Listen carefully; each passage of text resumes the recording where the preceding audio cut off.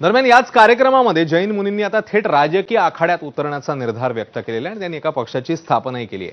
मुंबई महापालिका निवडणुका अवघ्या काही दिवसांवर आहेत आणि या पार्श्वभूमीवर आता जैन मुनींनी पालिकेच्या आखाड्यात उतरण्याचं निश्चित केलेलं आहे. शांतिदूत जनकल्याण पक्षाची घोषणा झाली आहे आणि मुनींनी मारवाडी आणि गुजराती लोकांनी एकत्र यावं असं आवाहनही केलंय. तर कबुतरांमुळे महायुतीचं सरकार जाईल असा इशाराही जैन मुनींनी दिलेला आहे.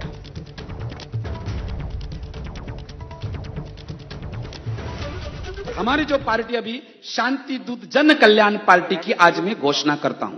जितने भी 36 कोम होंगे, जेवढे पण मारवाडी असेल तेवढे पे गुजराती असं सर्व एक होऊन आमची नगरपालिकामध्ये आम्ही आमची वाघ उभे करू.